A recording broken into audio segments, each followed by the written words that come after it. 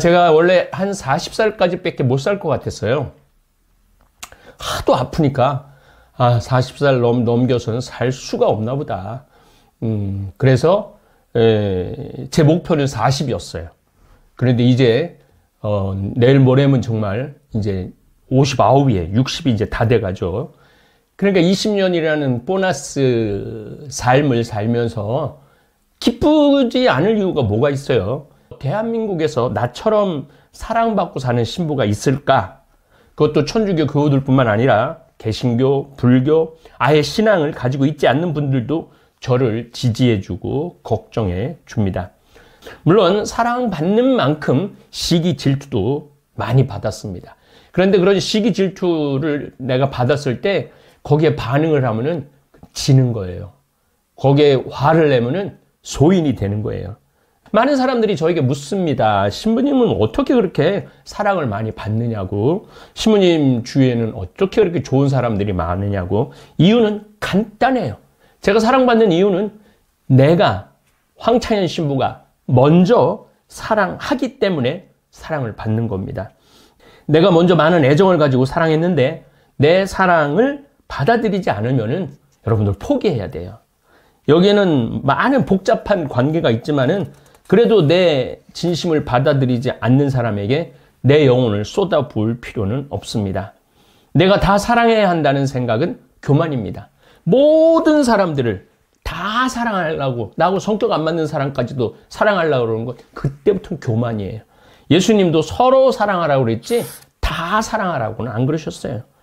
잘못하는 사람은 잘못을 지적을 하고 할 얘기는 하고, 그래서 우리도 내 생각과 다른 사람, 내 이상과 다른 사람, 정의 편에 서지 않는 사람을 굳이 용서하고 사랑할 필요는 없다는 거예요. 아니 그쪽에서 용서를 구하지도 않는데 내가 난 사람 미워하면 안 되는데 그러면서 그냥 혼자 괴로워하고 그러실 필요 없다라는 얘기입니다. 여러분들 중에 막 속이 답답하고 막 여기가 막 계속 아프고 땡기고 이러는 분들 있죠? 왜 그럴 것 같아요? 숨을 안 쉬고 살아서 그래요. 그러니까 천주교들은 부부싸움 할 때도 이게 숨 싸우는 게 틀려야 돼. 숨을 제대로 쉬고 싸워야 돼. 당신이 말이야, 내가 시집 와갖고 말이야,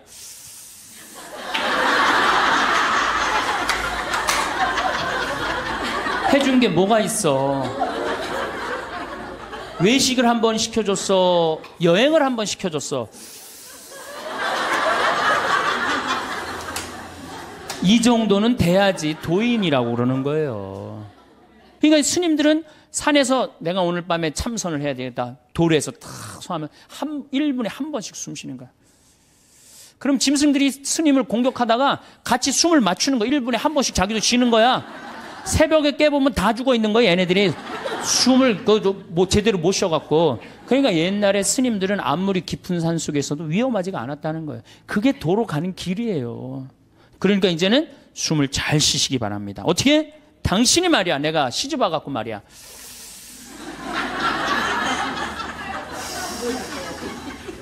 해준 게 뭐가 있어? 이러면요, 부부싸움 100번 할 거요, 2번도 안 합니다. 자식한테 100번 싸울 거 1번도 안 싸우게 돼요. 그래야지 마음에 평화가 오는 거예요.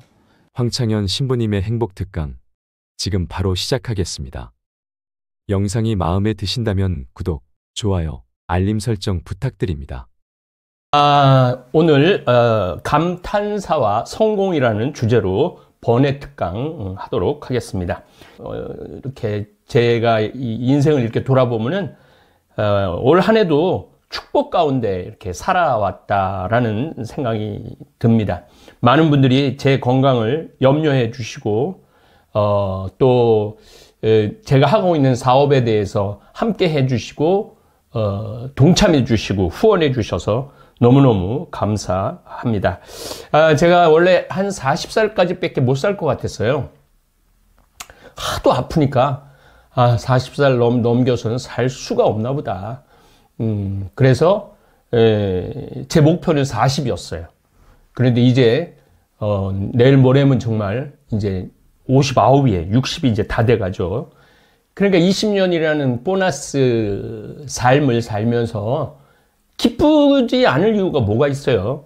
사람은 생존 본능이 있다고 그러잖아요. 생존 본능. 특별히 한국 사람들이 더 생존 본능이 있어요. 미국 사람들은 물에 빠지면 help me 그러잖아요. 한국 사람들은 물에 빠지면 사람 살리라고 그래요. 사람 살리라고. 그만큼 생존 본능이 강한 거죠. 한 해를 마무리하면서 대한민국에서 나처럼 사랑받고 사는 신부가 있을까? 그것도 천주교 교우들뿐만 아니라 개신교, 불교, 아예 신앙을 가지고 있지 않는 분들도 저를 지지해주고 걱정해 줍니다. 저는 신학생으로서의 7년, 사제로서 한 31년 정도 살았습니다. 신학생 때도 많은 교우들한테 사랑 많이 받았죠. 보좌신부 3년 동안도 본당 신부님한테 사랑 많이 받았죠. 또 평택 비전동 성당이었을 때 교우들이 나를 업고 다녔어요. 떠받들고 다녔죠. 경기도 광주 능평성당 두 성당 다 초대 본당 신부를 했는데 떠받들었는 게 아니라 업고 다녔던 것 같아요. 교우들이. 그래서 굉장히 행복한 사제 생활을 했습니다. 평창에 들어와서 산 지 20여 년이 다 되어 가는데 이젠 전국적으로 사랑을 받는 신부가 되었습니다. KBS 아침마당 출연해서 더 많은 또 성당 안 다니는 교우들, 비미신자들까지도 저를 이렇게 사랑하게 됐던 것 같아요. 물론 사랑받는 만큼 시기 질투도 많이 받았습니다. 그런데 그런 시기 질투를 내가 받았을 때 거기에 반응을 하면은 지는 거예요. 거기에 화를 내면은 소인이 되는 거예요. 내가 이렇게 사랑을 받는 만큼 시기 질투도 있다라는 것은 적어도 그 정도는 감내할 줄 알아야지 많은 사랑을 받는 대상자가 될 겁니다. 많은 사람들이 저에게 묻습니다. 신부님은 어떻게 그렇게 사랑을 많이 받느냐고, 신부님 주위에는 어떻게 그렇게 좋은 사람들이 많으냐고. 이유는 간단해요. 제가 사랑받는 이유는 내가 황창현 신부가 먼저 사랑하기 때문에 사랑을 받는 겁니다. 내가 먼저 사랑해야지 그 사랑이 돌아오지. 내가 가만히 있는데 나를 사랑할 사람은 없을 거예요. 내가 뭐 아무 행동도 하지 않고 아무런 사랑의 그 손짓도 하지 않는데 어떻게 이 사랑을 받을 수가 있겠어요? 그러니까 여러분들 만약에 이 강의 듣는 분들 가운데 왜 나는 사랑받지 못하고 관심의 대상이 못 될까 하면서 우울해하고 슬퍼하는 분들에게 저는 묻고 싶습니다. 먼저 사랑했느냐고. 친구들, 이웃들, 남편, 아내, 부모들에게도 마찬가지입니다. 가족이기에 조건 없이 사랑받아야 한다는 생각으로 늘 불평, 불만, 섭섭함을 나타내면 가족이 아니라 그다음부터는 원수가 되는 거죠. 죽이지도 못하고 살리지도 못하고. 부모 자식도 마찬가지고. 나는 사형제가, 우리 집이 사형제가 있는데 조카들도 있고 사형제가 있는데 열심히 사랑하려고 그래요. 뭐 되돌아오는 거 되돌아오죠. 사랑하면 되돌아오게 돼 있어요. 혹여 되돌아오지 않는다 하더라도 내가 먼저 사랑을 해야 사랑을 받습니다. 내가 먼저 많은 애정을 가지고 사랑했는데 내 사랑을 받아들이지 않으면은 여러분들 포기해야 돼요. 여기에는 많은 복잡한 관계가 있지만은 그래도 내 진심을 받아들이지 않는 사람에게 내 영혼을 쏟아부을 필요는 없습니다. 내가 다 사랑해야 한다는 생각은 교만입니다. 모든 사람들을 다 사랑하려고, 나하고 성격 안 맞는 사람까지도 사랑하려고 그러는 것, 그때부터는 교만이에요. 예수님도 서로 사랑하라고 그랬지 다 사랑하라고는 안 그러셨어요. 예수님은 바리사이파와 대사제들 그리고 사두가이파와 원수처럼 지냈어요. 회칠한 무덤 같은 놈들이라고 그랬어요. 회칠한 무덤 같은 놈들. 그리고 예수님 바리사이파한테 뭐라고 그랬어요? 이 독사의 족속들아. 우리말로 옮기면 이런 뱀 같은 놈들. 이렇게 욕을 막 엄청나게 예수님이 성서를 거꾸로 읽어보면요. 욕쟁이. 그리고 따지고 이런 거 확실하셨어요.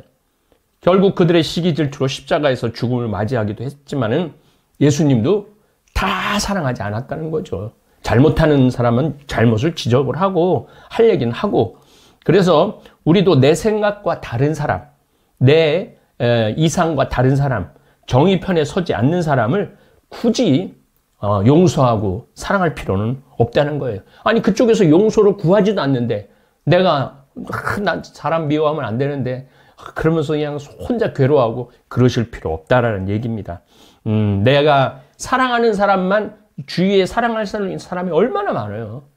근데 굳이 생각이 다른 사람을 끌어안으려고 나중엔 결국은 싸우게 되죠.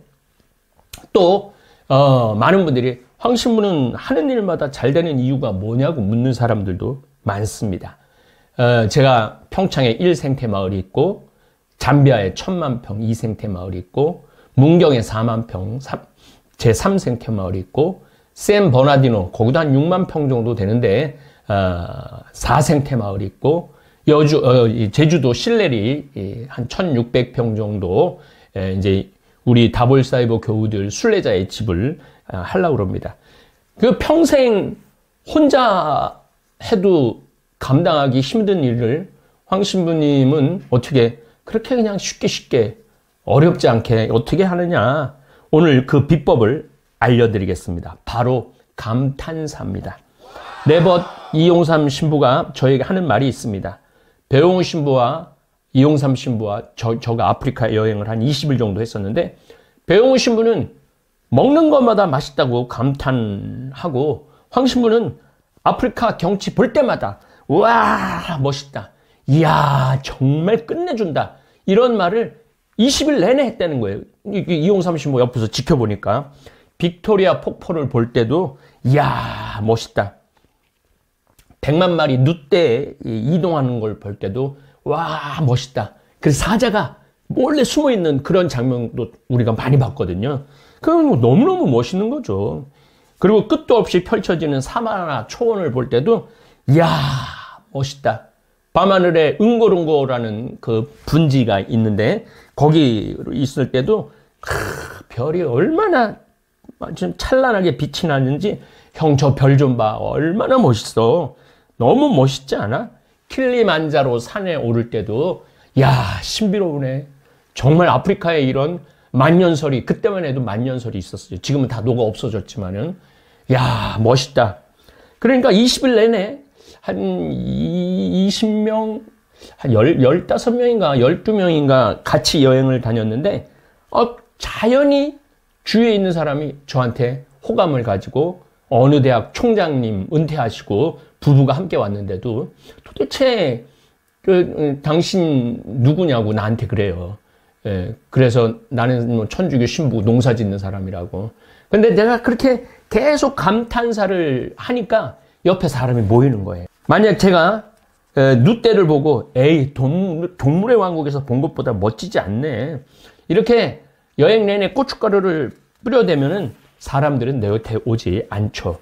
감탄할 줄 모르는 분은 사랑받을 수가 없습니다. 저는 또 전국으로 또 세계로 강의를 30년 동안 다녔습니다. 유명 강사가 왔으니 그 지역에서 제일 맛있는 맛집으로 저를 데리고 가서 대접합니다. 제가 첫 숟가락을 뜨면서 하는 말이 있습니다. 야, 이 집 정말 맛있네요. 이렇게 말하면 그분들 눈빛이 따뜻해지고 미소도 볼 수 있습니다. 그분들이 식당을 고를 때 얼마나 고심했겠습니까? 그리고 저는 저를 대접하는 분들이 맛이 어떠냐고 물어보기도 전에 제가 먼저 감탄사를 연발합니다. 그리고 사실 제가 제 장점 중에 하나가 못 먹는 음식이 없는 거. 뭐든지 잘 먹어요. 심지어 잠비아 원주민들이 주는 음식도 맛있게 먹을 수 있습니다. 잠비아 주식인 씨마와 나물도 제가 엄지에 척 해주면은 그 준비한 잠비아 사람들 얼굴에 미소가 번집니다. 그리고 또 잘 먹고요. 실질적으로. 한 번은 땀 불어나는 정글에 프란시스칸 수녀님들이 정글 안에 있으면은 병이 나면은 도시로 나오다 죽어요. 그래갖고 수녀님들이 아예 정글 안에 병원을 전원대가 있어요. 거길 이제 밤 한 10시쯤 도착을 했어요. 새벽 4시에 떠나갖고. 그런데 감자튀김이 나왔는데 너무 맛있더라고요. 그래서 아니 이렇게 맛있는 감자튀김을 누가 튀겼냐고 그러니까 한 20살 된 앳된 아주 예쁘장한 잠비아 수녀님이 튀겨갖고 왔다고 그러더라고요. 그래서 정말 너무너무 맛있다고 그래갖고 내가 아이스크림 사 먹으라고 $100를 줬어요. 그리고 그 다음에 또 갔는데 그 스님은 또 만났는데 그 스님이 또 감자튀김을 내가 해달라고도 안 그랬는데 튀겨갖고 왔어요. 이게 사람이라는 게 한 번의 인연이 그렇게 맺어지면은 아주 끈끈해지는 거죠. 근데 내가 감동도 안 받고 고맙다고도 말 안 하고 그냥 감자나 배고프다고 감자나 그냥 튀겨 먹고 사람을 찾지도 않았다면은 그런 인연은 없었을 것입니다. 사랑받는 길은 감탄사와 감사를 잘해야 합니다. 특별히 해외 강의 다닐 때 한 달이든 두 달이든 떠돌아다닐 때 정말 이 집, 저 집에서 초대를 해서 음식 먹는 일이 많은데 저는 맛있다고 리액션을 잘합니다.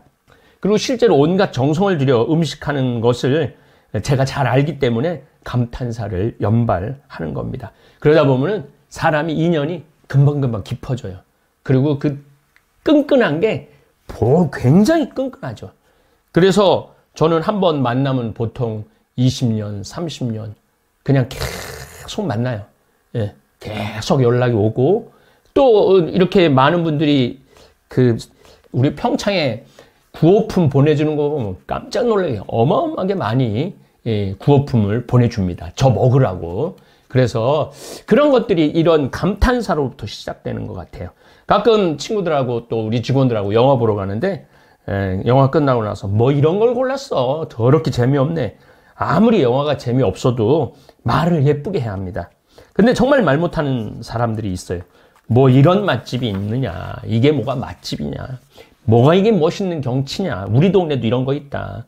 너 뭐 저런 사람을 친구로 두었냐. 감탄사가 아닌 짜증, 핀잔, 심지어 비웃기까지 하면 누가 좋아하라 하겠습니까? 누가 깊은 인연으로 갈 수가 있겠어요? 누가 마음의 문을 열어 제낄 수가 있겠어요? 제가 무슨 음식을 먹든 맛있다라고 표현하면 음식을 만든 사람은 행복한 것입니다. 다음에 음식 만들 때 정성이 더 들어갈 것은 확실한 사람입니다. 저는 사람을 만나면은 아이들은 무조건 이쁘다 그래요. 남자아이들은 잘생겼다 그러고 멋있다 그러고 심지어 90살 먹은 할머니를 봐도 어쩜 이렇게 고우냐고 정말 70밖에 안 돼 보인다고 이런 말을 이게 위선적으로 하는 게 아니라 실질적으로 그래요. 실질적으로 사람이 좀 좋아요. 왜냐하면 이 세상에 태어나갖고 얼마나 고생들을 많이 했겠어요. 뭐 물론 좋은 일도 있었겠지만은 많은 사람들은 대개는 힘들게 살죠. 우리 신부들처럼 팔자 좋은 것도 없죠. 뭐 걱정해야 되는 눈치 봐야 되는 자식 있나 마누라가 있나 또 뭐 집에서도 출가 외인 신부는 옛날부터 인연을 가족하고도 끊는다.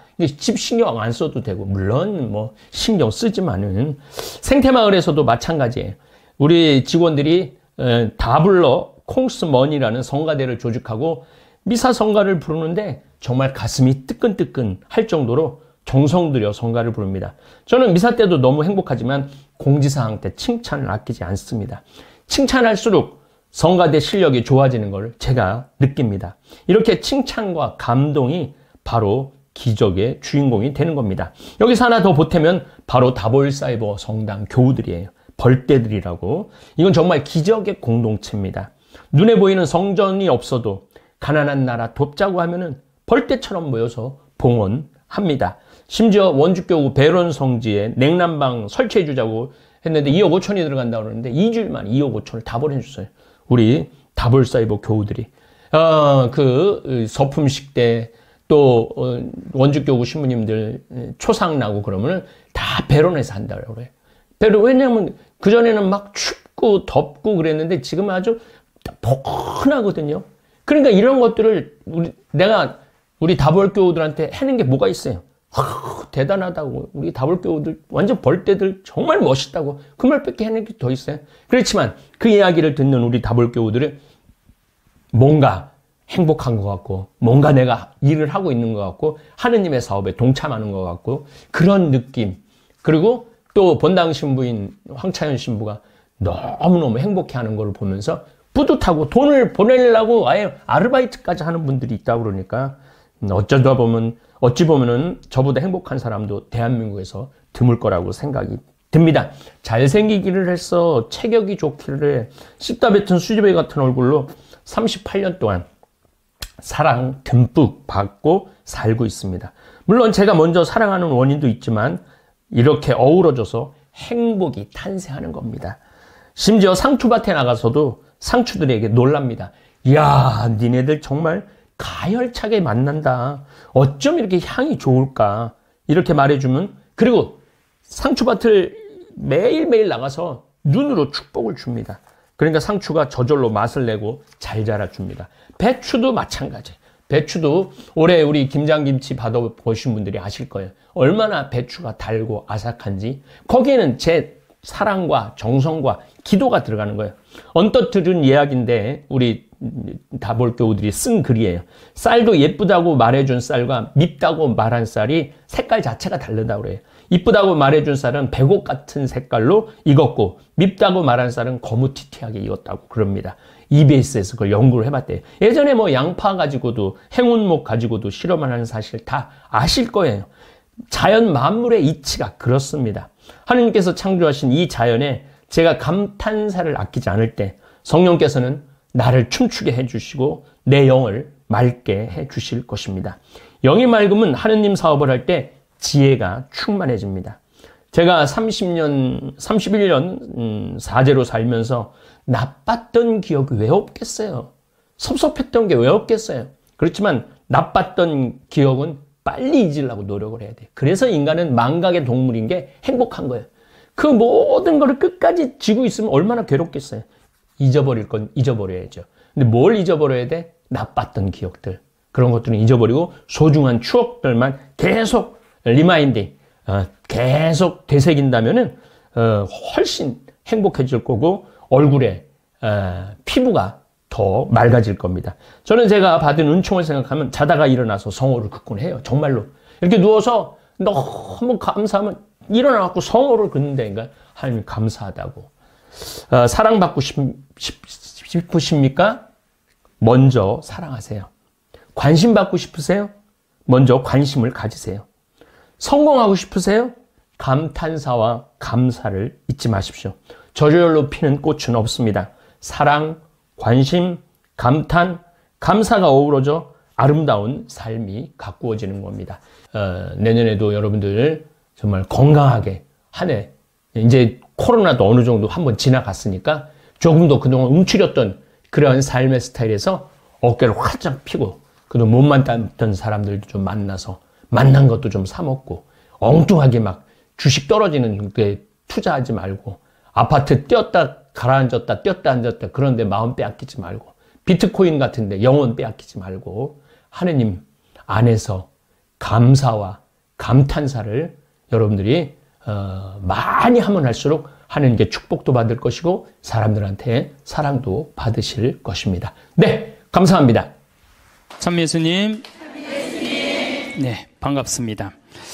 우리가 하느님을 찬양하기 위해서 춤과 노래를 통해서 하느님께 경배드리고 찬양할 수 있는 좋은 춤과 노래는 우리 신앙의 좋은 동반자라는 말씀을 드렸습니다. 그럼 우리는 춤도 안 추고 노래도 안 한단 말이에요. 그렇다면 우리는 정말로 자유기도는 잘합니까? 자유기도는 잘해요? 구역반 모임 때 제일 힘든 게 뭐예요? 그 자유기도 하면 그냥 서로 눈치 보고 그냥 서로 미루고 이거 할까 말까 그러다가 못하고 지나가는 경우도 굉장히 많아요. 우리 평창에 레지오 단원들 피정 많이 옵니다. 1박 2일 또 하루 피정 이렇게 많이 와요. 그러면은 이게 평창은 여기는 이렇게 날씨 변화를 많이 못 느끼지만 우리 이렇게 시골로 가면 갈수록 그날의 변화를 너무 많이 느껴요. 그래갖고 이제 날이 너무너무 좋아갖고 내가 이렇게 합니다. 하느님께서 이렇게 좋은 맑은 날을 주셔서 너무너무 감사하니까 우리 하느님께 우리 보편제한 기도를 하자고. 그래서 내가 딱 제안을 했는데 보편제한 기도를 써놓지 않았다. 준비를 하지 않았다. 그럼 갑자기요. 찬물 끼얹어 놓은 것이 조용해져. 100명이 그냥. 기도하자고 그러는데 1분이 지나면요. 아무도 기도 안 합니다. 1분 지나고 나면 단장이 책임의식을 느낍니다. 이거 이렇게 해서는 안 되겠다. 신부님이 기도하자는데 책임의식을 느낀 단장이 어떻게 하느냐 하면은 부단장 옆구리를 찌릅니다. 네가 해라 이거지. 그럼 이 부단장이 단장이 시키면 해야 될 거 아니야. 근데 부단장은 어떻게 하냐면은 단장 손을 내칩니다. 왜 하필이면 나냐? 나보다 젊은 서기도 있는데 쟤 시켜라 이거죠. 그러니까 레지오 단원이라고 그러면 기도쟁이 아니에요? 기도쟁이? 그렇죠? 그럼 기도를 잘해야 될 거 아니야. 그런데 자유기도 하나조차도 입을 열어 자신 있게 기도하지 못한다. 그게 무슨 신앙이에요? 제가 아까 얘기했죠? 성당에 왜 나옵니까? 왜 나오죠? 하느님을 경배하고 찬양하기 위해서 성당 나오는 거지, 내 마음의 평화를 얻기 위해서 나오면 완전히 정반대가 돼버려요. 아니 나 지금 마음 편안하게 미사 때 아무도 안 건드리고 좋은데 왜 날 찌르냐 이거야. 나 마음 평화롭게 좀 놔둬라 이거야. 나 마음의 평화를 찾고 싶은데 왜 날 찌르냐. 가만히 놔둬라. 이러면서 이게 그 평화가 깨지는 거죠. 그러니까 누구 위주야? 항상 나 위주예요. 하느님 위주가 아니고. 하느님께 기도하는 게 뭐 그렇게 어렵다고. 아무 말이나 하면 되는 걸. 근데 그 용기가 안 나는 거예요. 그나마 우리는 염경기도 우리 잘하는 거 있죠. 염경기도, 아침기도, 저녁기도, 삼종기도, 묵주기도. 내가 아주 사랑하고 좋아하는 신부님이 한 분 계세요. 이 신부님 이름이 이시구 끝자는 삼자예요. 삼자. 근데 이 신부님이 어렸을 때 성당은 다녔지만은 세례를 안 받았어요. 근데 고등학교 3학년 때 세례를 받으면서 갑자기 신부가 돼야 되겠다. 즉흥적으로 이제 생각을 한 거죠. 그래갖고 이제 신학교를, 원래는 세례 받은 지 3년이 지나야지 신학교를 들어갈 수 있거든요. 근데 이제 어렸을 때부터 성당을 다녀서 그런지 본당 신부님이 아주 백을 엄청나게 써갖고 신학교에 들어간 거예요. 어쨌든 뭐 신학교는 들어왔는데 신학교 오니까 당황스러운 게 너무 많더래요. 기도문도 다 제대로 못 외우지. 근데 다른 뭐 신학생들은 서울신학교 다녔는데 다른 신학생 너무너무 잘 외우더래. 제일 당황스러운 게 삼종기도래. 삼종기도. 보면 그냥 서서 그냥 주님의 천사가 마리아께 아뢰니 성령으로 잉태하셨나이다. 애들이 술술술 했는데 자기는 하나도 모르겠더래요. 그냥 맨날 입 다물고 있으니 얼마나 창피해. 내가 이걸 외워야 되겠다. 그래갖고 맨날 화장실 가서 외웠대요. 주님의 천사가 마리아께 아뢰니 성령으로 잉태하셨나이다. 주님의 종이오니 그대로 저의 이의 말씀이 살 우리 가운데 막 이제 완벽하게 외웠대요. 그래갖고 이제 완벽하게 외워갖고 딱 하려고 했더니 갑자기 천상에 모여 기뻐하소서 알렐루야를 하더래요. 부활식이나 삼종기도가 바뀐 거야. 이거 참, 이 신학생도 이렇게 이게 염경기도도 어려우니 자유기도는 천주교 교우들한텐 더 멀고 험한 길이죠. 그러니까 입을 열어서 이게 우리가 자유기도도 못하는 거예요. 자유기도를 못할 양이면 우리 신앙의 성도들이 한 시편이라도 좀 제대로 외워야 되는데, 시편 하나 마음속으로 외워갖고 답답할 때 그런 시편 하나도 성당에서 못한단 말이야. 시편 하나도. 그저 그냥 성당에 앉아갖고 이거 해주십시오, 저거 해주십시오, 이거 잘못했습니다, 다시는 안 그러겠습니다. 얼마나 이게 낮은 신앙의 영혼을 가지고 있는 건데요. 발전이 없잖아요. 시편 8편. 인간이 무엇이게 이토록 기억해 주십니까? 사람이 무엇이게 이토록 돌봐 주십니까? 얼마나 좋아. 그럼 하나만 외워도 얼마나 좋아요. 그렇죠? 시편 16편. 하느님 저를 지켜줘서 당신께 피신합니다. 주님께 아뢰입니다. 당신은 저의 주님, 저의 행복, 당신밖에 없습니다. 막 세상 사람들 속색이고 그러면은 이런 거 한 편 외우면 얼마나. 당신의 행복, 주님께 피신함이 훨씬 낫다. 사람을 믿기보다 훨씬 낫다. 주님, 당신은 저의 행복입니다. 얼마나 좋아요. 시편 19편, 제가 제일 좋아하는 거예요. 하늘은 하느님의 영광을 이야기하고 창공은 그분 손에 솜씨를 알리네. 낮은 낮에게 말을 건네고 밤은 밤에게 지식을 전하네. 말도 없고 이야기도 없으며 그들 목소리조차 들리지 않지만 그 소리는 온 땅으로, 그 말은 누리 끝까지 퍼져나가네. 저는 이 시편을 왜 좋아하느냐면요, 제가 이렇게 자연 안에서 살면서 느끼는 게 뭐냐면 하느님의 소리 없어요. 그렇지만 그 기운이 온 누리에 퍼져 있는 걸 느껴요. 이게 하느님의 소리가 비록 소리도 없지만 이 온 세상으로 퍼져가는구나. 낮은 낮에게 말을 전하고 밤은 밤에게 지식을 전하고. 얼마나 좋은 시편이에요. 온 누리에 하느님의 기운이 들어있고, 그게 말로 한다고 여러분들 하느님을 느끼는 게 말로 들려요? 그냥 온몸으로 느끼는 거지, 하느님의 존재가. 이 정말로 좋은 시편이에요. 또 아까도 말했지, 유명한 시편. 정 외울 자신이 없으면 이거라도 외워. 주님은 나의 목자, 나는 아쉬울 것 없노라. 푸른 풀밭에 나를 쉬게 하시고 잔잔한 물가로 나를 이끄시어 내 영혼에 생기를 돋주시고 바른 길로 나를 끌어주시니 당신 이름 때문이어라. 이런 거 하나. 그러니까 시편을 늘, 그러니까 의무로 시편을 하지 말고 그냥 하나씩 이렇게 외워둬요. 그러면 신앙에 굉장한 도움이 돼요. 내가 기도하는데도 도움이 되고. 또 제가 서품 때 한 시편이에요. 주님을 찬송하여라. 좋으신 분이시다. 주님의 사랑은 지금 바뀌었는데 옛날에는 주님의 사랑은 영원하시다. 영원한 사랑 얼마나 좋아요. 지금은 주님의 자애는 영원하시다. 이렇게 말해서 공경 속에서 내가 주님께 불렀더니 주님께서 응답하시고 나를 넓은 곳으로 이끄셨네. 주님께서 나를 위하시니 나는 두렵지 않네. 사람이 나에게 무엇을 할까 보냐. 주님은 나를 도우시는 분이시니 나를 미워하는 자들을 나는 내려다보리라. 주님께 피신함이 더 낫네. 사람을 믿기보다. 주님께 피신함이 더 낫네. 제후들을 믿기보다. 주님이 최고란 얘기죠. 주님께서 나를 도우셨네. 주님은 나의 힘. 좋잖아요. 주님은 나의 힘, 나의 굳셈, 나의 구원이 되어주셨네. 당신은 저의 하느님, 당신을 찬송합니다. 저의 하느님, 당신을 높이 기립니다. 주님을 찬송하여라. 좋으신 분이시다. 그의 사랑은 영원하시다. 얼마나 좋아요. 이런 거 한두 개는 외워야 될 거 아니야. 10년, 20년 다녔으면. 10년, 20년 다니고 이런 거 하나 못 외우고 그러고 앉아있으면 그게 무슨 신앙의 깊이가 들어가겠어요. 그리고 지금 여기서 아멘, 아멘 하는데 내가 아마 교회 가서 이거 지금 아까부터 한 강의 지금까지 했으면 아멘이 한 100번은 더 나왔을 거야. 이제 조금씩 나오기 시작하네. 이제 아멘이. 저는 미사 때요, 제일 즐거운 시간이 언제냐면 응송할 때예요. 얼마나 아름다워요. 그 시편이. 구절구절이 딱 마음에 얼마나. 오늘 여러분들 그 시편, 오늘 미사 시편이 뭐냐면 주님께서 당신 소유로 뽑으신 백성은 행복하여라. 행복하여라. 주님을 하느님으로 모시는 민족.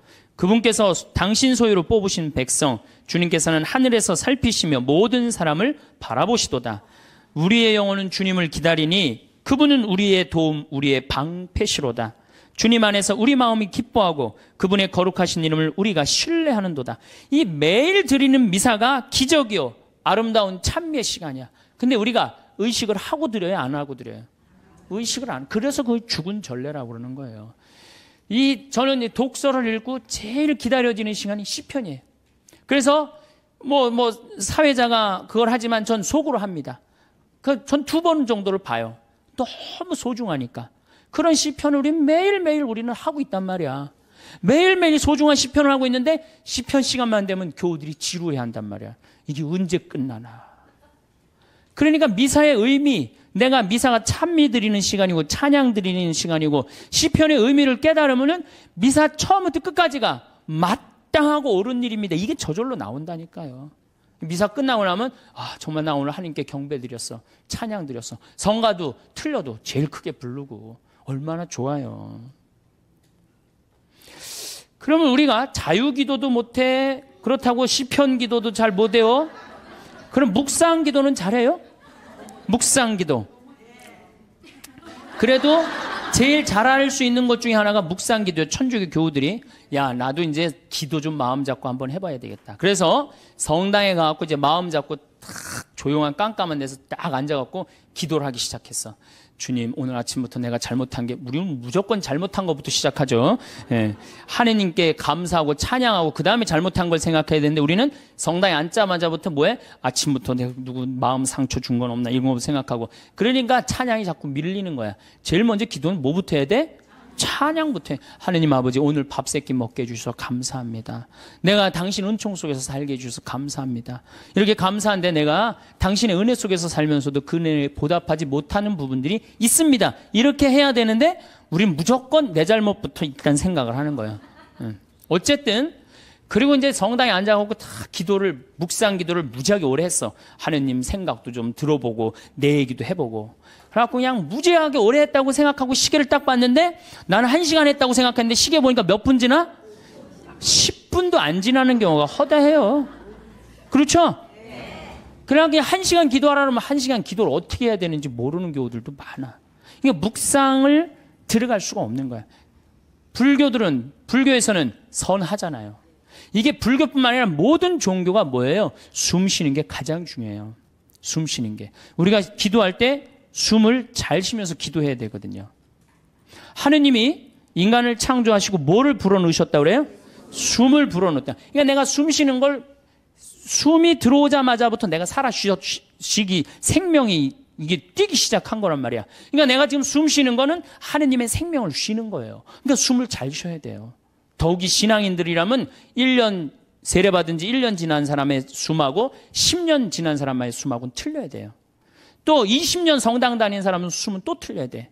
1년 지난 사람은 숨을 1초에 한 번 쉰다면 10년 지난 사람은 10초에 한 번 쉴 줄 알아야 돼요. 그만큼 숨을 잘 쉬어야 돼. 숨을 쉴 때는 코나 입으로 해갖고 심장으로 해서 비장으로 해서 대장으로 해서 간으로 해서 폐로 이렇게 이런 공간으로 이렇게 다 구석구석에 숨을 다 넣어줘야지 이 안에 생명, 하느님의 생명이 살아 숨쉬는 거예요.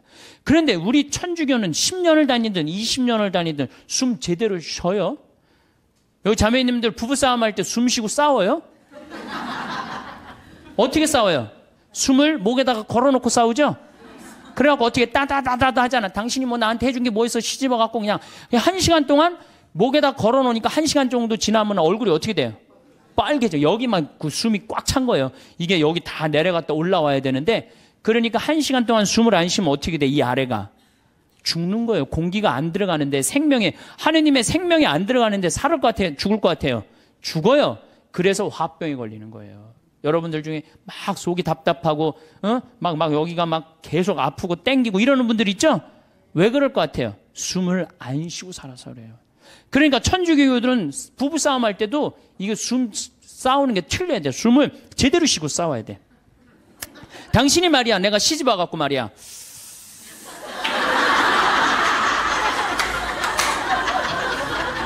해준 게 뭐가 있어?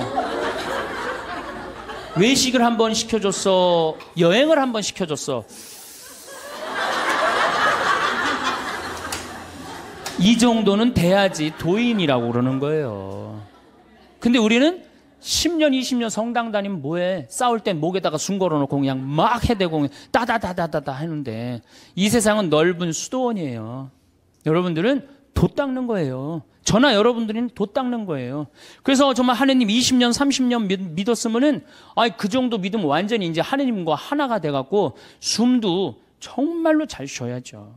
그래서 옛날에 스님들은 산속에 짐승들 많아도 산속에 들어가도 하나도 안 위험했대요.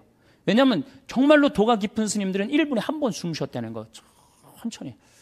그래서 내가 몸이 안 좋은데 이 숨을 느껴야 돼요. 내가 이렇게 저는 우리 교우들한테 이 기도를 평창에서 가르쳐 주는데 천천히 쉬면요 다 느껴져요. 간에, 위에, 폐에 정말로 생명이 하느님의 하느님의 생명이 다 공급되는구나 그런 걸 다 느껴요.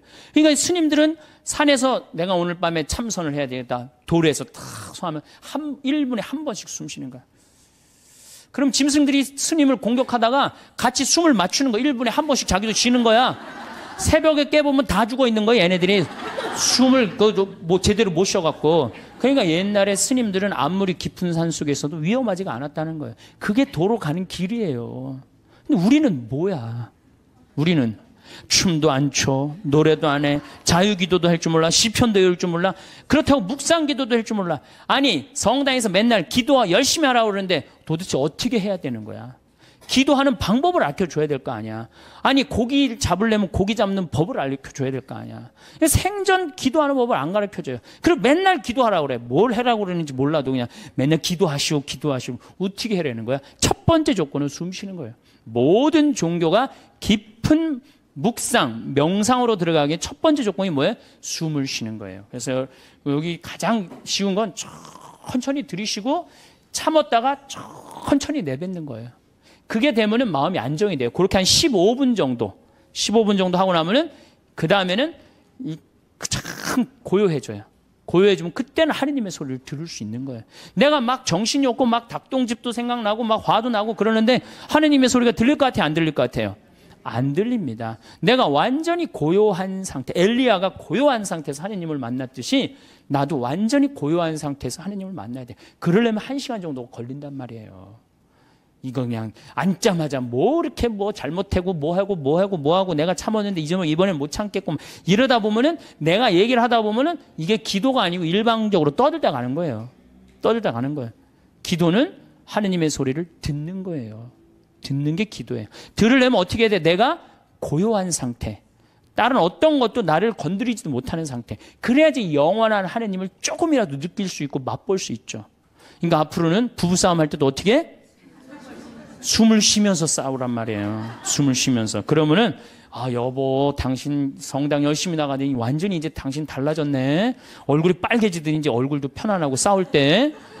그리고 이거 당신 뭐 1시간 10분이면 다 쏟아낼 얘기를 1시간에 천천히 하니까 나도 마음이 그래 내가 잘못한 것 같아. 이러지. 이건 말할 시간도 없이 그냥 따다다다다다 해대면은 성당 단위나 많아져. 그렇죠? 여러분들은 넓은 수도원에 사는 구도자들이에요. 저도 마찬가지고. 그러니까 이제는 숨을 잘 쉬시기 바랍니다. 어떻게? 당신이 말이야. 내가 시집 와갖고 말이야.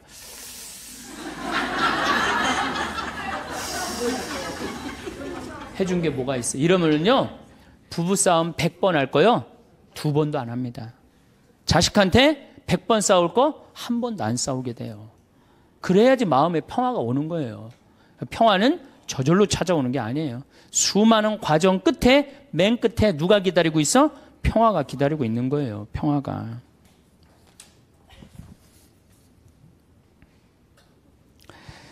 자, 이제 춤도 안 춰, 노래도 안 불러, 자유기도도 할 줄 몰라, 하느님을 향한 인간의 마음을 표현하는 시편도 하나도 외울 줄 몰라, 묵상기도도 할 줄 몰라. 이렇게 하면서 하느님을 믿고 신앙생활을 한다고 말하는 사람은 깜깜한 밤에 등불 없이 가는 거하고 똑같은 거예요. 우리 신앙의 인도자 등불은 누구야? 춤과 노래와 시야. 그러니까 여러분들 그걸 충분히 이용하세요. 물론 성서도 있고 성사도 있고 우리 천주교는 좋은 게 너무너무 많아요. 정말 굉장히 풍요로운 종교예요. 그런데 거기에 맞춰서 이게 성사와 성서가 살아 숨쉬려면 누구의 도움이 필요해? 춤과 예술이 필요하다는 얘기. 한마디로 쉽게 얘기하면은. 그래서 교회에서는 예술가들을 무시하면 안 돼요. 그림 그리는 사람, 춤추는 사람, 노래하는 사람, 시 쓰는 사람들 귀하게 여겨야 돼요. 그걸 귀하게 여기는 공동체만이 영적으로 드러높일 수가 있는 거예요. 자, 이제 그렇다면 남은 건 그림이야, 그림. 근데 이 천주교가 그나마 버티는 게 뭐 때문에 버텨? 그림 때문에 버티는 거, 그림 때문에. 제가 입고 있는 이 복장, 이게 뭐예요? 그림이야, 그림. 여러분들 신부님이 수단 입고 있는 거, 제의 입고 있는 거, 그림이에요, 그림 아니에요. 다 그림이에요. 사람이 시각적으로요, 그렇게 거룩해 보이는 건 굉장히 도움을 많이 받는 거예요. 특히 수녀님들, 수녀님 복장 입고 있는 거, 그림 중에 제일 이쁜 그림이에요. 천주교 그림 중에. 그래서 수녀님들이 얼마나 그 그림 효과가 좋으냐면 신부가 아무리 로망칼라 차고 지나가도요, 다 이거 보자 그래요. 검문할 때 신부는 소용없어, 로망칼라. 근데 수녀님만 딱 옆에 타시면 프리패스예요. 수녀님은 그림 중에 최고 그림이에요. 그런 게 다 그림이야. 신앙에 도움이 되는. 또 우리는 스테인드 글라스도 있고. 그렇죠? 스테인드 글라스도 있고. 천주교가 그나마 그림 때문에 이게 영적인 거룩한 그 느낌을 많이 가질 수가 있는 거예요. 성당도 영적으로 그림, 예술적으로 얼마만큼 잘 짓느냐에 따라서 우리들이 알게 모르게 신앙에 도움이 굉장히 많은 거예요. 강당 들어가는 거하고 성당 들어가는 거 느낌이 어때요, 여러분들? 틀리죠? 그게 다 뭐 때문에 그래? 그림 때문에 그런 거예요. 그림 때문에. 그림은 굉장히 중요한 거예요. 제가 이콘을 좀 오늘 조금 설명을 드릴 건데, 이 이콘 보면은 이거는 메나스라는 이 수도원 6세기 때 이콘이에요. 잘 안 보이시죠? 이건 예수님인데 보시면은 예수님은 성소를 갖고 있고 수도원은 서약서를 갖고 있는데 이 그림에 보면 이 눈이 어때요, 여러분들? 제정신인 눈 같아? 제정신이 아닌 눈 같아요? 약간 막간 눈 같지 않아요? 저는 이 그림 참 좋아합니다. 왜냐하면 우리가 하느님을 믿는 사람들, 하늘로 향하는 사람들은 눈이 어때야 돼? 약간 맛이 가야 돼요. 우리는 어디를 향해야 돼? 하늘로 향하려면 눈을 약간 들어 올려야지. 그래야 맛이 가야 돼요. 신학교에서 보면은 그런 애들이 있어요. 그래서 걔네들 별명이 뭐냐? 쌍뚜스라, 쌍뚜스. 걔네들은 눈을 이렇게 들고 다녀요. 하느님을 계속 생각하느냐고.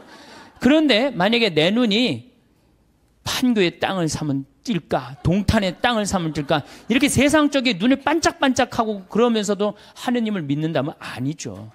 우리는 이미 어디를 향하는 사람들이야? 하늘을 향하는 사람이야. 정말로 먼 데를 보는 눈이어야 돼요. 그래서 눈이 이렇게 맛이 간 거예요. 굉장히 좋은 의미가 있는 거예요. 또 예수님이 이 수도원 원장 어깨에 어떻게 손을 얹고 있죠. 이게 뭐냐 하면은 친구야, 친구. 여러분들 친한 친구끼리 어떻게 하지? 어깨 동무하죠? 예수님 우리 어깨 동무. 이게 루브르 박물관에 있는 이콘이에요. 어깨, 나의 친구가 되어주시는 예수님. 얼마나 좋아요. 이 그림만 보고 있어도 그냥 마음이 편안해진단 말이야. 이런 그림이 집에 걸려 있어야지. 근데 내가 가정방문 가면 이런 성화 하나도 안 걸려 있고 어떤 집은 맥주 회사에 그 여자가 막 쫙 이렇게 막 이러는 거 그냥 그런 거 걸려 있어. 그 집이 거룩할 것 같아? 안 거룩할 것 같아요? 내가 신앙생활할 때 우리 가정을 어떻게 꾸미느냐? 그것도 굉장히 중요한 거예요. 그래서 여러분들 이런 이콘 사셔서 걸어놓으세요. 제발. 그 집안을 거룩하게 꾸미는 것도 그것도 그림이에요. 그림. 초도 좋은 것도 사놓고 성모님도 이쁜 성모님 사놓고 거기도 초 켜놓고 이콘도 이게 집에 이 정도 집에 벽에 걸어놔도 돼. 요즘 다 집들이 크더라고. 가정방문 다녀보니까. 얼마나 좋아요. 요거는 돌아온 탕자. 잘 안 보이시죠? 네, 평창에 오세요. 네, 평창에 오면은 이걸 놓고 기도하니까. 이거는 돌아온 탕자예요. 이건 람브란트라는 분의 이건 상테페테르부르크의 카잔 성당에 있는 이콘이에요. 여러분들 이 탕자, 예수님이 탕자 얘기를 했지만 저는 이 탕자가 참 나쁜 놈이라고 생각해요. 아버지가 살아있는데 재산 달라고 그랬잖아요. 그렇죠? 보통 재산은 언제 우리가 달라고 그러죠? 돌아가실 때 달라고 그러는데 살아있을 때 달라고 그래. 살아있을 때 달라고 그러고 어떻게? 이걸 갖고 나가서 흥청망청 썼어요. 그리고 돌아올 때 왜 이 아들이 돌아와요? 배가 고파서 돌아옵니다. 뭐라 그래? 아버지 집에 먹을 거 많은데. 그리고 돌아오는 거예요. 그런데 이 아버지는 그런 아들이 돌아온 것 자체만 해도 좋아요, 안 좋아요? 좋았던 거예요. 그래서 맨발로 쫓아나와갖고 아들을 끌어안는데 이 아버지가 지금 장님이에요. 눈을 감고 있어요. 어떻게? 네가 무슨 죄를 져도 돌아만 온다면 내가 너를 받아주마. 그리고 끌어안아. 눈 감아주마. 얼마나 좋은 그림이에요. 그 다음에 손은 한 손은 엄마 손, 한 손은 아빠 손이야. 아버지의 강인함으로, 어머니의 따뜻함으로 이젠 다시는 너를 세상 밖 죄악으로 난 너를 내보내지 않겠다. 다 끌어안아주는 거예요. 얼마나 이 품에 안겼을 때 얼마나 좋겠어요. 우리도 정말 세상 막 돌아다니다가 아버지 생각나고 돌아오면 아버지가 어떻게 해? 언제든지 이렇게 안아주시고 끌어안아주신단 말이야. 이 띠를 뚫어서 죄 진 사람들, 다리는 신발 다 떨어져갖고 그런데도 이 아들을 받아들인단 말이야. 그랬더니 큰아들이 막 화를 내고 어두움 속에서 있어. 여러분들 마음 안에 미움, 질투, 시기가 있다면 여러분은 항상 어디 속에서 살 것 같아요? 어둠 속, 기쁨으로 나올 수가 없어요. 기쁨으로 나올 수가 없어요. 그러니까 우리가 살아가면서 항상 기쁘게 살아야 돼. 기쁘게 살려면 누굴 미워하면은 미워하는 것도 습관이에요. 어떤 사람은 어떤 사람은 신학교 때도 어렸을 때 보면 주위 애들 막 욕했는데 아직도 만나도 욕해. 그 습관이에요, 습관. 근데 사람 안 미워하는 거 습관 들이면요, 세상 편안해요. 사람은 막 누구는 왜 저러냐, 누구는 왜 저러냐 그런 거 신경 안 쓰고 살면요, 세상 편안해요. 근데 큰 아들은 그걸 못했기 때문에 어둠 속에 있는 거예요. 어둠 속에. 여러분도 혹시 지금 어둠 속에 계신 분들 혹시 안 계세요? 빨리 빛으로 나오세요. 아버지의 빛으로. 이 그림만 봐도 우리가 기도할 수 있는 거예요. 이 그림만 봐도. 자, 그 다음에 이쪽 그림은 나의 왼편을 바라보시는 예수님이야. 왼편. 예. 이 왼편을 바라보시는 예수님, 이 그림도 전 참 좋아해요. 왜 좋아하냐면은 사람들은요, 항상 오른편을 좋아합니다. 잘생기고, 유명하고, 높고, 권력이 있고, 그런 거 좋죠? 여러분들 혹시 무슨 장관 알고 있다면, 나 그 사람 알아, 나 그 사람 밥 먹어서 무지하게 자랑하잖아요. 그렇죠? 유명한 사람 알고 있으면은, 그리고 멋있고 잘생긴 사람 좋아하게 돼 있어, 사람은 항상. 그런데 인간은 참 묘해요. 갑자기 그런 사람이 갑자기 흠이 하나 잡혔어. 그러면 그걸 핥히는 게 인간의 습성이에요. 끄집어내고.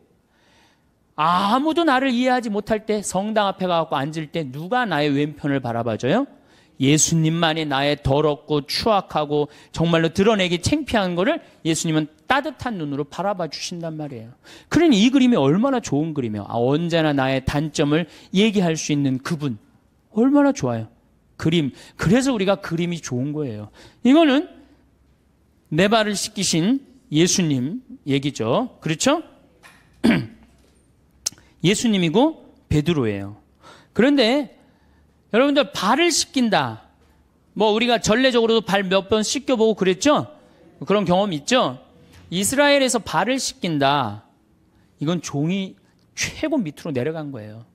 얼마나 그 척박한 땅에 먼지가 얼마나 많아요. 그런데 베드로의 발을 씻긴다. 그런데 예수님의 얼굴이 베드로한테 안 가 있고 어디가 있느냐면 베드로의 발에 입을 맞추고 있어요. 정말 예수님은 낮출 때까지 낮추고 계신 거예요. 그러니까 너무 감격한 베드로가 예수님을 끌어안죠. 자, 생각해 보세요. 내 친구가 돼서 어깨 동무를 해주고, 내가 잘못할 때 돌아오면은 끌어안아주고, 눈 감아주고, 나의 왼편을 바라봐 주시고, 내 발을 씻겨주신 예수님. 이 예수님한테 우리가 할 일이 뭐가 있을까요? 감사드리고 찬양 드려야지. 여기다 또 뭘 시켜? 우리 예수님 너무 시켜 먹는 거 아니에요? 이제 그만 시켜야 돼요. 여기 이제 예수님은 마지막에는 우리 인간을 위해서 어떻게 하셨어? 십자가에 당신의 목숨을 바치셨어요. 이 예수님께 우리가 경배드리지 않는다면, 우리가 이 예수님께 감사드리지 않는다면, 우리가 이 예수님께 찬양드리지 않는다면 우리가 무슨 신앙인이에요. 우리들은 성당에 나오는 이유가 마음의 평화를 얻기 위해서 나오는 거 아니에요. 이 받은 은혜가 너무 많은 예수님께 감사드리고 찬양드리기 위해서 나온 거예요. 그래서 우리가 앞으로 할 수 있는 말 중에 가장 많은 말은 뭐야? 감사합니다. 찬양합니다. 경배합니다. 당신의 은총 너무너무 감사합니다. 그러다가 정 필요한 게 있으면은 그렇게 하다가 끝에, 내가 요즘 우리 아들이 요새 고등학교 3학년이라 시험을 보는데 우리 아들 마음을 좀 차분하게 해주십시오, 주님. 시험 잘 보게 해달라는 것도 그것도 기복이죠. 시험 잘 본 거 지가 노력해야지 잘 보지, 예수님이. 그래서 제가 가끔 성령 세미나 때 여기 앞에 앉아 있는 분들한테 여러분들 여기 왜 나왔냐고 제가 물어봐요. 병 고치려고 나왔대요. 병 고치려면 산에 가야지 왜 성당에 와?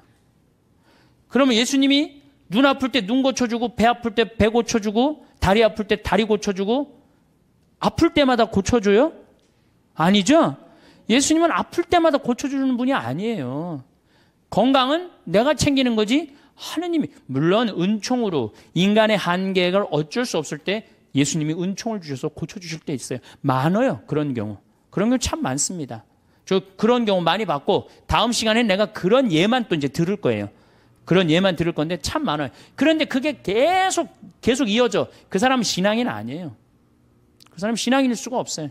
진정한 신앙인은 그런 거조차도 하나님께 간구하지 않는 거예요. 알아서 해달라고.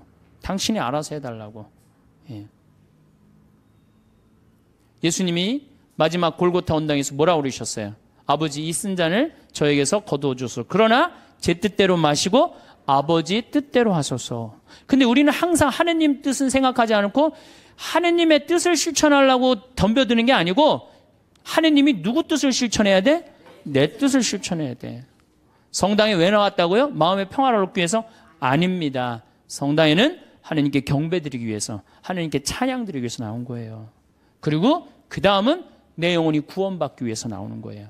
내 영혼이. 그 얘기는 내가 다음 시간에 여러분들한테 또 할 거예요. 내 영혼이 구원받기. 그림이라는 게요, 우리 신앙에 굉장한 도움을 줍니다. 제가 능평성당이라고 경기도 광주에 있는 성당인데, 거기에 참 재미난 일이 있었어요. 그 능평성당에 그 관할 안에 미술관이 하나 있었어요. 미술관이 하나 있어갖고 초청장이 왔어요. 저는 굉장히 그런 거 가는 걸 좋아합니다. 갔는데 그 따삐라고 직조, 실로 이렇게 짜는 거 있죠. 그게 딱 하나 걸려 있는데, 가시 그게 걸려 있는데, 내 가슴이 막 두근두근 뛰는 거예요. 막 벌렁벌렁 거리고.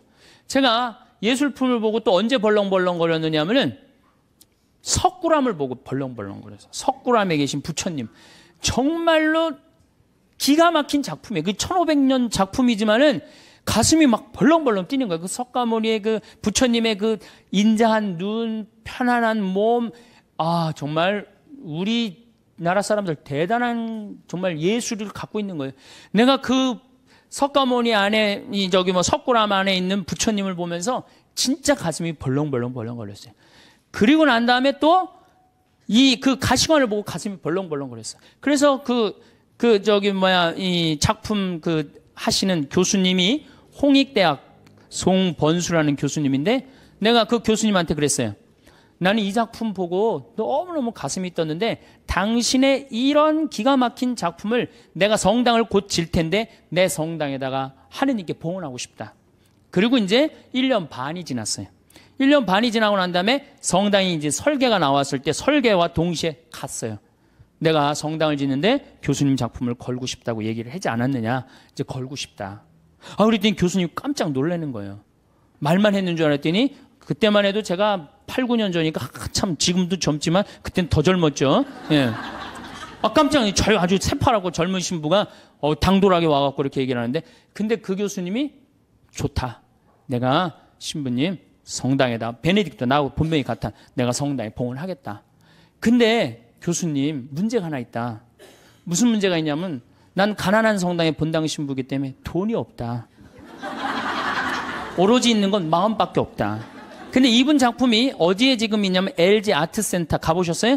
거기에 있는 작품이 그분이 하신 거예요. 그 다음에 아산, 삼성에서 하는 그 병원의 그 작품. 그러니까 그분이 한 번 작품하면 보통 20억, 30억짜리를 하세요.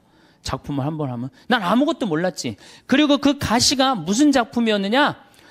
이 헝가리 부다페스트 천년제를, 수도 설정 천년제를 기념해갖고 세계 따비전에 대상 탄 작품이에요. 그러니까 내가 보는 눈이 있었던 거지. 전 심사위원이 5명이 심사위원인데 한 명도 이 컴플레인을 안 하고 만장일치로 된 작품이에요. 그 기가 막힌 작품이죠. 그 기가 막힌 교수님, 선생님 작품을 성전에다가, 그 농사꾼 신부의 유럽에 가다 그 책에는 그 사진을 내가 넣어놨어요. 그 사진을 넣어놨는데 기가 막혀요. 그게 4m에 4m야. 1년 동안 짠 거예요. 1년 동안. 시를 4m면 이거보다 훨씬 크죠.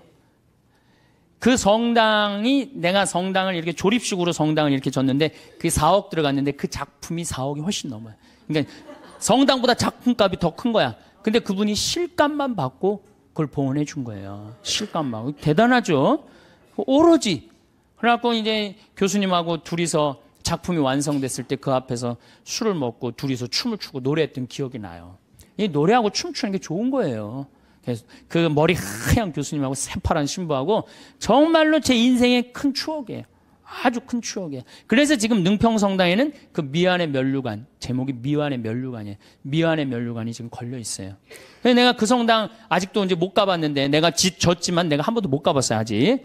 이제 다음 달에 강의가 있어서 이제 갈 건데, 거기에 가만히 앉아 있으면 예수님의 온갖 삶이 다 느껴져요. 온갖 삶이. 여러분들, 이제는요, 여러분들이 예수를 사랑하시면 좋을 것 같아요, 예수를. 그래서 이제 성가도, 춤도, 노래도, 시도 열심히, 그림도 열심히 하는 그런 사람들이 될 때 우리가 하느님께 다가가는 거예요. 제가 우리 교우들한테 이런 이제 강의를 이제 한 지가 한 2달 정도, 2달 전부터 이런 강의를 제가 시작을 했어요. 왜 이런 강의를 제가 하기 시작을 했느냐면은, 지금 이슬람교가 천주교를 앞질렀습니다. 이슬람교가 인구 면에 있어서 이슬람이 훨씬 많아요. 이슬람을 가만히 들여다보니까 철저해요. 신앙생활을 철저하게 해요. 신앙생활을. 근데 천주교를 보니까 점점 더 느슨해져. 막 그야말로 이게 진짜 성당 다니는 사람인지 안 다니는 사람인지 구분도 안 될 정도로 완전히 느슨해지는 거예요. 이렇게 느슨해지다가는 하느님과의 관계가 점점 더 멀어질 수밖에 없어요. 우리도 철저하게 신앙생활, 하느님을 믿는, 우리 신앙 성도들은 하느님을 믿는다는 이유 하나로 어떻게 살으셨어요? 이 순교자성을. 죽는 게 문제가 아니고, 죽는 건 뭐 그냥 죽으면 되는 건데, 어떻게 다 산속으로 다 피해 들어갔어요. 옛날에 다 양반집이 다 믿었죠? 산속으로 들어가면은 출세할 길이 있어요, 없어요? 출세할 길이 없어요. 그래서 100년 동안 출세를 못했어요. 천주교 교우들은 100년 동안 세상에 나오지 못했다고 하느님을 믿는다는 이유 하나로. 하느님을 믿는다는 이유 하나로. 근데 우리는 요즘 자녀들한테 신앙교육을 어떻게 시켜요? 고등학교 3학년만 되면은 성당 안 나가면 슬그머니 눈 감아버린단 말이에요. 1년 동안만 네가. 그러니까 이게 하느님을 왜 믿는지를 모르는 거지. 뭐가 중요한지 모르는 거지. 제가 오체투지 라싸까지 2100km를 가는 그 모습을 보면서 참 많은 걸 느꼈어요. 제가 우리 성지순례, 우리나라 성지순례 다 지금 제대로 다니는 성지순례 하나도 없어요. 성지순례는 원래 걷는 거예요. 아니, 3번 걷고 1번 절하는 건 안 하더라도 걸어는 가야 될 거 아니야, 걸어. 근데 우리 성지순례 어떻게 가? 버스 타고 씩 가갖고 거기서 미사 한번 하고 설명 안 하고 밥 먹고 씩 돌아오잖아요. 거기에 감동이 있을 것 같아요? 감동이 있을 수가 없어요. 제가 능평 본당 신부할 때 교우들한테 그랬어요. 성지순례 가자고 그래서 제가 계속 관두자. 그래서 딱 9월 달에 성지순례를 했어요. 어떻게 성지순례를 했냐면은 전체 교우들을 다 세남터에서부터 미리네까지 걷게 했어요. 세남터에서 미리네까지. 어떻게 걷게? 목, 금, 토, 일 4일 동안을 걷는 거예요. 어떻게 걸어? 저녁 7시에 퇴근해갖고 애들 다, 학교 가는 애들 다 일찍 나오고 직장 퇴근하면 다 나와요. 그래갖고 세남터까지 버스로 데리고 가요. 세남터에서부터 남태령 가갖고 과천 지나갖고 인덕원 성당 거기까지 딱 가니까 새벽 2시야. 그럼 그때 또 관광버스 타고 집으로 가는 거예요. 다음날 아침 일어나갖고 다 출근하고 애들 학교 다 가. 다음날 또 저녁 7시에 인덕원서부터 또 걷는 거예요. 인덕원서부터. 그래갖고 인덕원부터 하우연 성당 해갖고 이 능평, 우리 성당 있는 데까지 또 오는 거예요. 우리 성당이 김대건 신부님이 시신이 지나갔던 데거든요. 시신이 지나갔는데 거기서 이제 또 헤어지는 거예요. 새벽 2시에 마지막 기도하고. 그 다음에 이제 토요일 날은 2시부터 밤 10시까지 양지까지 우리 성당 광주에서부터 양지까지 걷는 거예요. 전체 교우가. 그리고 이제 주일날은 이제 전체 교우들 하루에 300명, 400명씩 걸었으니까 우리 교우가 2,000명밖에 안 됐거든요. 그냥 다 걸은 거지 교우들은. 그래갖고 이제 마지막 날은 양지에서부터 삼도고개 넘어가고 미리네 이제 김대건 신부님 무덤 앞에 가갖고 무릎을 꿇고 다 신부님 앞에서 조배를 하는데 다 우는 거예요. 교우들이. 그게 성지순례라는 거예요. 그게. 우리 너무 쉽게 신앙생활해요, 요즘. 그냥 거저하는 거 거저. 그러니까 쉽게 신앙생활하니까 하느님을 깊게 느끼지도 못하고 쉽게 떠나고. 그래서 여러분들 이제는 신앙생활의 본질을 우리가 잡아야 돼요. 그건 너무너무 쉬워요. 천주교 요리문답 1조만 생각하면 돼. 사람이 무엇을 위하여 낳느냐? 천주를 알아 공경하고 자기의 구원을 위하여 낳느니라. 그래서 이제 천주님을 공경하는 데는 우리가 뭘 해야 돼? 찬양, 성가 부르고 춤춰드리고. 춤은 밤 10시에 성당 가서 이제 다 문걸어 잠고 추세요. 예? 밤 10시에. 예. 그리고 성가도 그래요. 저는 성가를 혼자서 성당에서 1시간씩 부르는 걸 참 좋아해요. 그냥 내가 아는 노래 그냥 다 부르는 거예요. 성당에서. 요즘은 성당에 교우들이 많이 와갖고 잘 부르지는 못하지만은 그래도 옛날에는 성가 1시간, 2시간 부르고 나면 그렇게 행복해요. 여러분들도 그렇게 성가 부르세요. 그리고 집에서도 불러 좀. 제발. 오늘 밤에 당장에 순교자 성월이니까 장하다 순교자 설화벌 예터절에 저녁에 집에서 부르란 말이에요. 예? 그래야만이 내가 신앙이 뜨거워지는 거예요. 예. 그럼 막 성가 부르는데 막 밤 9시 반 막 너무 뜨거워. 그럼 바로 그 뜨거운 마음을 성당에 가갖고 제일 예쁜 옷을 입고 가갖고 딱 춤추고 딱 들어오란 말이야. 그러면은 하느님과의 관계가 제대로 형성이 되는 거예요. 그리고 여러분들 시편 기도 좀 하고. 아침에 일어나고 하나, 그 시편 다 처음부터 끝까지 읽지 마시고 하나만 펴도 좋은 내용이 너무너무 많아요. 그냥 내 마음을 그대로 표현하는 시편들이 천재야. 150편까지 여러분들 보십시오. 아주 기가 막힙니다. 그러니까 시편 하나씩 읽고 얼마나 좋아요. 또 저녁에 주무실 때 어떻게 숨을 천천히 2번 들이쉬고 4번 내뱉고 다음에 4번 들이쉬고 8번 내뱉고 천천히 나눠서, 그러니까 숨 한 번 쉴 때 1분 내지 2분 정도 천천히. 그러면 내 마음이 온전히 고요해진단 말이에요. 그럴 때 마지막에 촛불 켜놓고 기도하고 주무신다면 여러분들이 정말 얼마나 행복하겠어요. 하느님과의 만남도 친숙해지고. 그거 너무너무 쉽죠. 그 다음에 그림. 이제 집에 가서 맥주 그 사진은 다 떼어버리고 이콘, 이거 좀 비쌀 거예요. 뭐 한 2만 원, 3만 원 정도 될 거예요. 비싸지도 않지 사실은. 2만 원, 3만 원 하면은 그거 사다가 아이 방에도 하나 걸어주고, 그 다음에 어디야 집에도 거실에도 하나 걸고, 이렇게 여러분들이 집안을 거룩하게 가꾸고 신앙의 분위기로 완전히 돌려놓을 때 여러분들은 정말로 신앙인다운, 예수님 보시기 이쁜 그런 신앙인이 될 수 있습니다. 그래서 이제 우리 천주교도 이제는 찬양의 종교, 찬미의 종교, 하나님께 영광 드리는 종교, 하나님께 감사드리는 종교, 그런 종교로 앞으로 더욱더 나갔으면 좋겠어요. 감사합니다. 나이 들어서 친구가 없을수록 똑똑하다는 증거를 말씀드리겠습니다. 혼자 있으면 외롭고 내적인 공허함을 채우기 위해서 다른 사람을 만나다 보면 계속 흔들림이 있을 수밖에 없고 마음에 안정감이 없습니다. 남이 안 되면 내가 행복한 그런 감정들이 있는데 마흔 이후에 비호감을 주는 행동은 무엇인지 아시나요?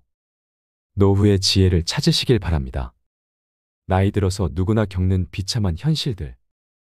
어떤 조사를 보니까 마흔이 우리나라뿐만 아니라 모든 나라에서 불행한 시기라고 합니다.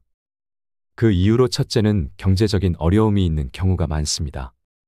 최근에는 물가가 많이 올랐고 빚 때문에 고생하는 사람들이 많고 또 좋은 일자리가 없어서 고민을 하는 사람들이 많습니다. 실직, 가난, 이런 것들은 인간이 겪는 고통 중에 하나입니다. 두 번째는 마흔이면 노화가 시작되는 나이기도 합니다. 그래서 건강을 잃는 경우도 굉장히 많습니다. 그리고 세 번째로는 인간 관계에서 겪는 그러한 갈등들. 많은 사람들이 다른 사람과 거리를 두고 혼자 지낸다든가 고독에 빠지는 경우도 많습니다. 공허할 때 다른 사람들을 만납니다. 술 한잔하고 이야기하다 보면 또 상처를 받는 일이 많습니다. 쇼펜하우어는 고슴도치에 비유를 합니다. 고슴도치는 추우면 얼어 죽지 않기 위해서 다른 고슴도치와 함께합니다. 막상 가까이 가게 되면 가시가 돼서 찌르는 그런 일이 많습니다. 마흔 이후에 비호감을 줄 수 있는 행동은 여러 가지가 있습니다. 여러분은 나이 들어서 가장 없어 보이는 행동은 무엇이라고 생각하시나요? 쇼펜하우어의 입장에서 본다면 돈 자랑, 집 자랑, 자식 자랑, 남에게 잘 보이기 위해서 없는 데 있는 척, 모르는 데 아는 척, 그런 허세들이 가장 안 좋은 행동으로 볼 수 있습니다. 쇼펜하우어가 중년들에게 전하는 냉혹한 조언. 첫 번째는 호감 가는 사람이 되기를 포기해야 됩니다. 호감이라는 것은 다른 사람이 평가하는 겁니다. 세평이라 그러는데 세평은 흔히 객관적인 평가라고 생각을 합니다. 그렇지만 평가를 내린 사람들은 주관적인 평가를 많이 내립니다. 그 사람의 마음이라는 것이 우리처럼 좁고 이기적이고 편견에 가득 찬 경우가 많습니다. 그러한 사람의 좋은 평가를 받으려고 우리는 노력을 많이 합니다. 그런 것이 얼마나 의미 없는 것인지를 우리는 나중에 깨닫게 됩니다. 타인이 나를 나쁘게 평가하게 되면 그것이 진짜인 것처럼 생각하게 되고요. 그러다 보면 기가 죽게 되고 위축되고, 아, 나는 진짜 보잘것없는 사람이구나라는 생각을 하게 됩니다. 결국은 자존감을 잃게 됩니다. 그래서 좋은 평가를 받으려고 노력할수록 허영심이 될 수 있고 허세가 될 수 있고 거짓말도 많이 하게 됩니다. 그런 속임수로 다른 사람의 마음을 얻기는 어렵다고 볼 수 있습니다. 쇼펜하우어는 자긍심과 자존감을 구분하고 있습니다. 자존감은 남이 인정할 때 생기는 것이고요. 자긍심은 내가 나를 인정할 때 생기는 확신입니다. 두 가지 관계에서 볼 때 자존감은 깨질 수 있습니다. 마흔이라면 한 번쯤은 자존감이 바닥이 되는 그런 경험을 할 필요가 있고요. 자존감에서 자긍심. 나는 이 정도면 괜찮은데 왜 세상은 나를 인정하지 못할까라는 그런 마음에서 자긍심이 생겨납니다. 그런 자긍심을 확장시켜서 자존감으로 만들어야 됩니다. 가령 이런 겁니다. 남에게 평가받을 때 자네 일을 이렇게 해서 어떡하겠어? 마음속에 이런 게 생깁니다. 이 정도면 괜찮은 것 같은데 남들이 볼 때는 점수가 너무 낮습니다. 나 정도면 괜찮지 않느냐 하는 거. 바로 내적인 확신이 자기에 대한 확신입니다. 그래서 남에게 잘 보여서 호감을 사려고 하고 좀 출세하려고 하고 돈을 벌려고 하는 과정에서 반드시 깨지기 마련입니다. 왜냐하면 그것이 거짓이 많거든요.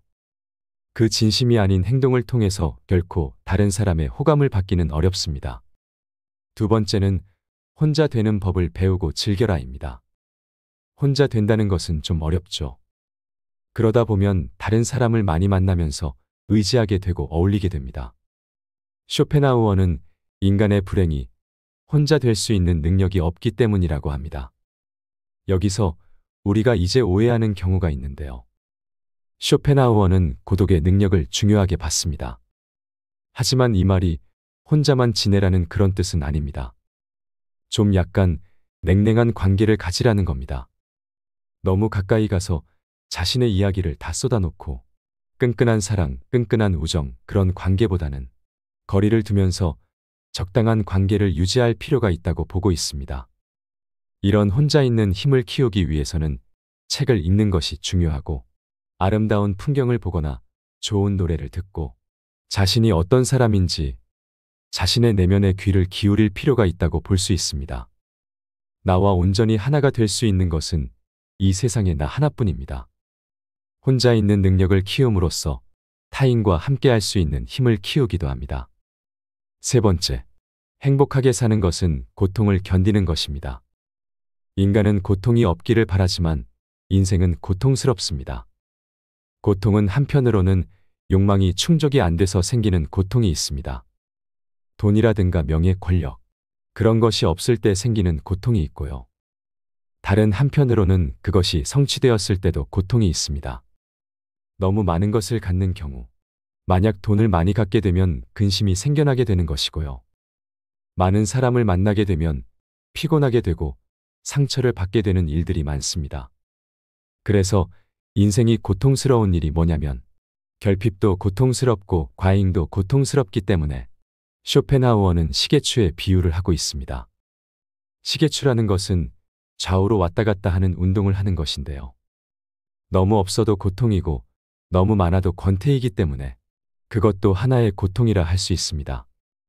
두 번째로는 고통은 잘 인지가 되지만 행복은 인지가 안 되기 때문에 그렇습니다. 예를 들어서 쇼펜하우어가 꼽는 첫 번째 행복은 건강입니다. 신체적인 건강이지요. 두 번째로는 마음의 건강, 평온입니다.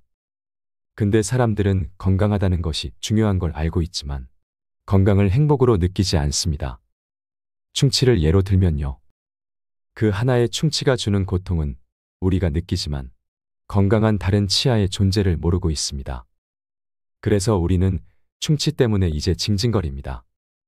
아프다고 합니다. 하지만 실제로는 건강한 치아의 존재를 모르고 살아갑니다. 그와 마찬가지로 인간은 행복했던 일보다는 고통스러운 일을 잘 기억합니다.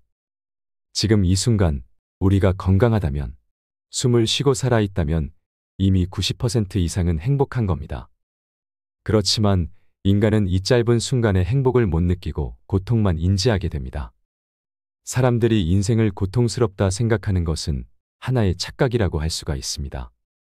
행복의 99%는 이것에 좌우됩니다. 그렇다면 우리가 이런 인생의 고통을 없앨 수는 없습니다. 인생에 대한 관점을 바꿔야 됩니다.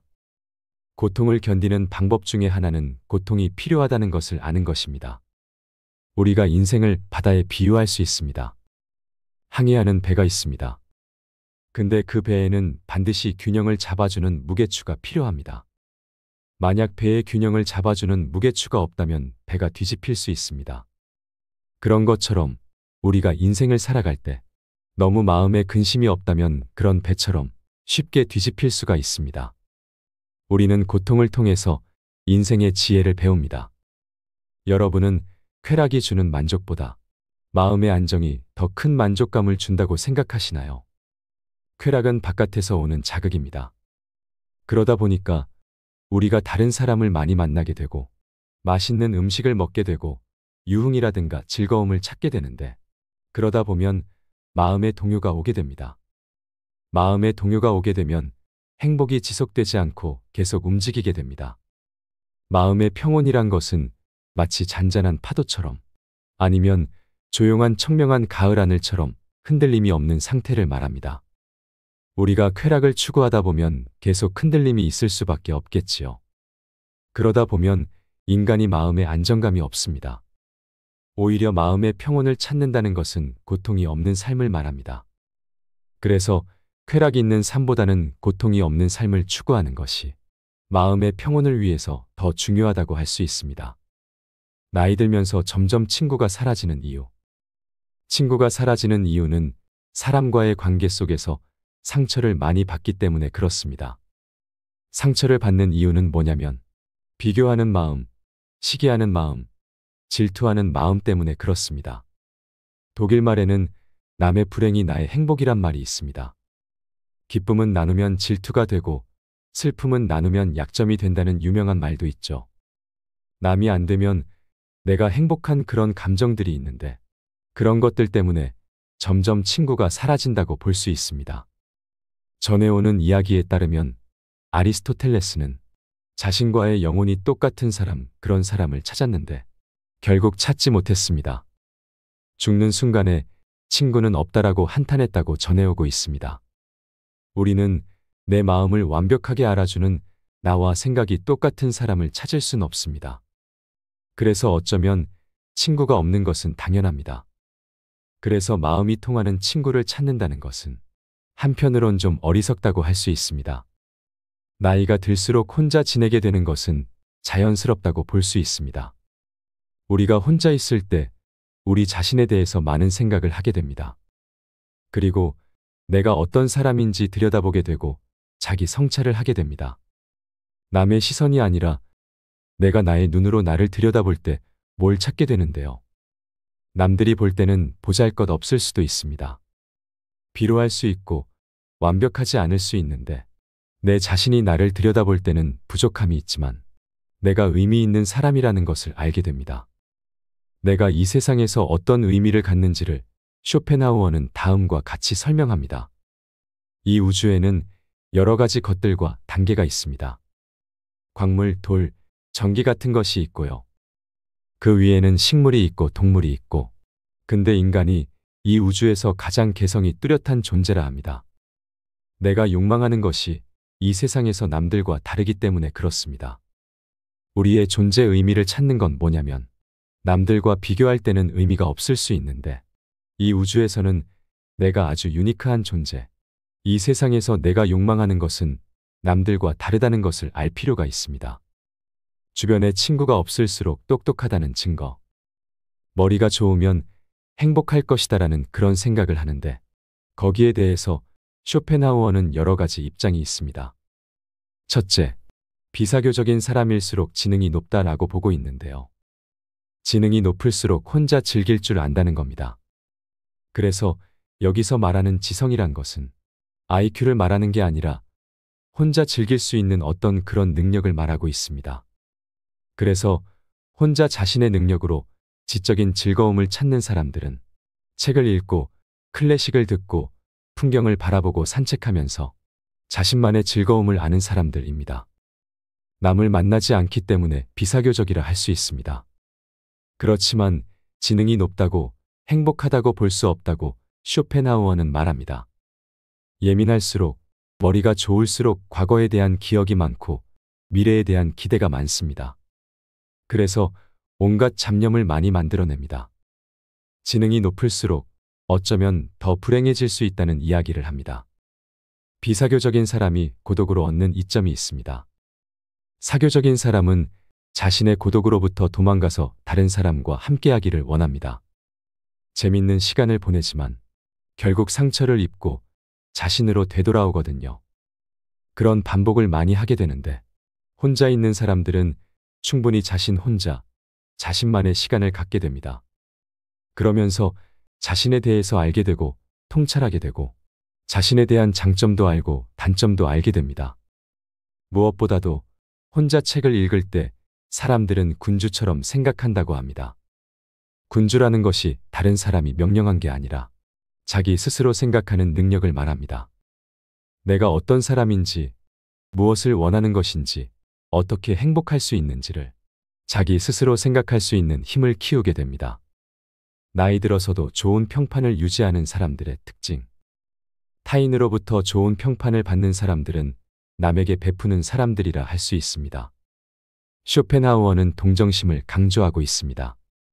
동정심은 뭐냐면 나뿐만 아니라 모든 사람들이 고통에 시달리고 있습니다.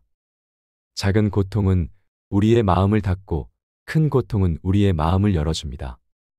항상 타인도 나와 마찬가지로 큰 고통 속에 있다는 것을 우리가 안다면 도와주고 베풀고 자신하는 것이 중요하다고 할 수 있습니다. 친구가 없어도 잘 사는 사람들의 공통적인 특징 한 가지. 아리스토텔레스는 행복을 스스로 만족하는 것으로 봤습니다. 그렇기 때문에 행복을 바깥에서 찾지 않습니다. 자기 자신에 대한 객관적인 자부심이 필요합니다. 나에 대한 자부심은 이렇게 생겨납니다. 나는 이 세상에서 유일한 존재다라는 것이 필요하고요. 두 번째로는 내가 할 수 있는 능력과 내가 원하는 것을 잘 살펴봐야 됩니다. 자기 색깔을 찾는 것은 내가 진짜 원하는 것, 그리고 내가 할 수 있는 것을 일치시켜야 됩니다. 두 가지가 일치할 때 진짜 행복할 수 있다고 볼 수 있습니다. 친구 없이 혼자 잘 사는 사람들은 이것을 생각합니다. 시한부 생활을 사는 분들에게 물어봤다고 합니다. 다시 태어나면 이런 삶을 살겠느냐라고 물어봅니다. 많은 분들은 다시 태어난다면 과거에 살았던 것을 후회하는 겁니다. 내가 그때 후회되는 것이 있다면 그것이 자기가 진짜 원했던 겁니다. 여행을 좋아했으면 여행, 꽃꽂이라든가 어학 공부라든가, 그리고 능력은 그 뒤에 따라오는 것입니다. 교육이라든가 노력을 통해서 만들 수 있다고 볼 수 있습니다. 내가 진짜 원하는 욕망을 찾고 그것에 대한 능력은 나중에 찾을 수 있습니다. 여러분, 나이 들어서 친구가 없어도 혼자서도 잘 사는 사람이 되시길 바랍니다. 이상으로 책틀맨이었습니다. 지혜를 쌓는 당신의 오늘이 아름답습니다. 더 좋은 영상으로 찾아뵙겠습니다.